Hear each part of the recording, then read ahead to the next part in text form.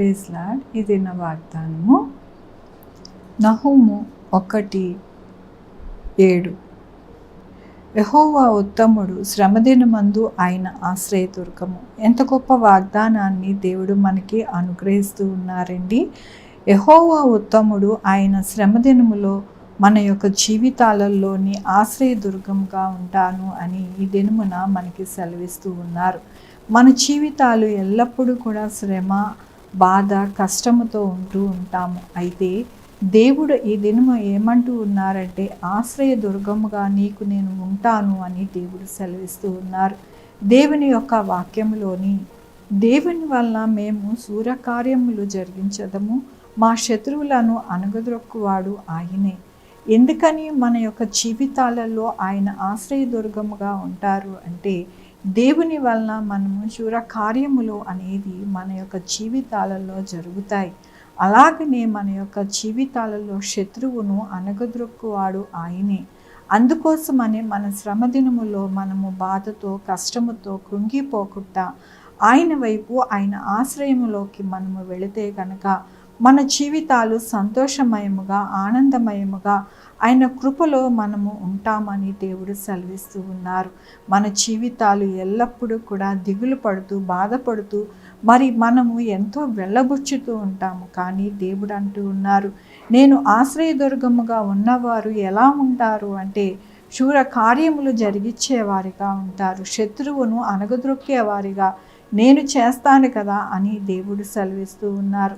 అలాంటప్పుడు మనము ఎందుకు దిగులు పడాలి, ఎందుకు బాధపడాలి, ఎందుకు కష్టము, నిట్టూర్పులు వదలాలి అని దేవుడి దినమున అడుగుతూ ఉన్నారు.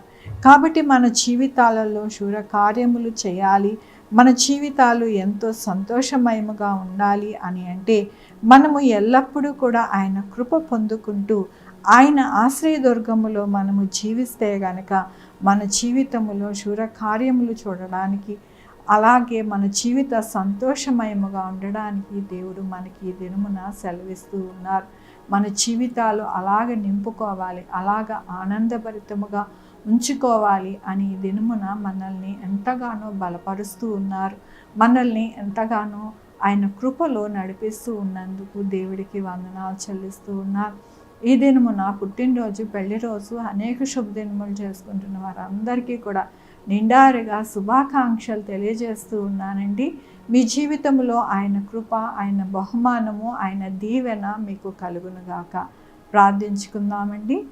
యెహోవా దేవా, నా తండ్రి, నా ప్రభ, మీ కృపా కనికరస్తాను బట్టి నీకు వందనాలు, స్తుతులు, స్తోత్రం చెల్లించుకుంటున్నాను. గొప్ప దేవుడగా మీరున్నారు నా ప్రభా. అవును నాయన, మీరు ఉంటే, మీరు ఆశ్రయిస్తే మిమ్మల్ని సూర్య కార్యములు జరిగించేవారిగా మేము ఉంటామని నా ప్రభా, మరొక్కసారి మీ యొక్క కృపని అనుగ్రహించినందుకు మీ వందనాలు. అలాగే నాయన, నా తండ్రి, ఈ దినము నా పుట్టినరోజు, పెళ్లి రోజు, అనేక శుభదినములు చేసుకుంటున్న వారందరినీ దీవించండి, ఆశీర్వదించండి, మీ కృపలో భద్రపరచండి, ప్రతి అవసరత తీర్చండి నా ప్రభా.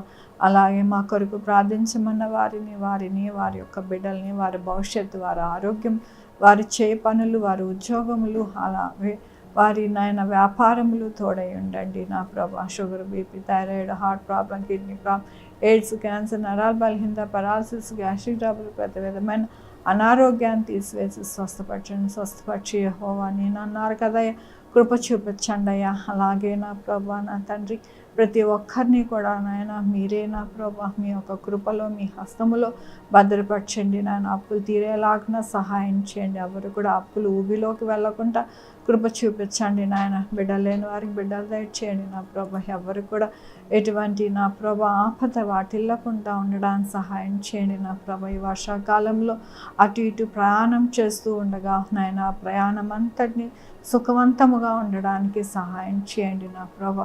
నాయన, బిడ్డలు నా ప్రభా ఎక్కడికి వెళ్ళి ఆపదలో పడకుండా మీరు సహాయం చేయండి నా ప్రభా. మీరు సహాయం చేసే దేవుడు అని, గొప్ప దేవుడు అని మీ పాదాలు పట్టుకుంటున్నానయ్యా. సహాయం చేయండి నాయన. వృద్ధుల్ని జ్ఞాపకం చేసుకోండి. వారి పడకల్లో ఉంటుండగా వారికి మంచి ఆరోగ్యం, బలము, శక్తి దయచేయండి. చిన్న బిడ్డలను జ్ఞాపకం చేసుకోండి. వారికి నాయన సీజనల్గా నా ప్రభా ఎటువంటి అనారోగ్యము రాకుండా మీరే భద్రపరచండి నా ప్రభా. ప్రతి ఒక్కరికి తోడయుండి నడిపించమని కోరుకుంటూ బిడ్డలందరినీ మీ పాదాల దగ్గర పెడుతూ నా ప్రభు నా రక్షణ యేసుక్రీస్తు పరిశుద్ధమైన నామంన అడిగి వేడుకుంటున్నాను తండ్రి. ఆమేన్. తండ్రి కుమార పరిశుద్ధాత్మ సదాకాలం మనందరికీ తోడై ఉండునుగాక. ఆమేన్. God bless you.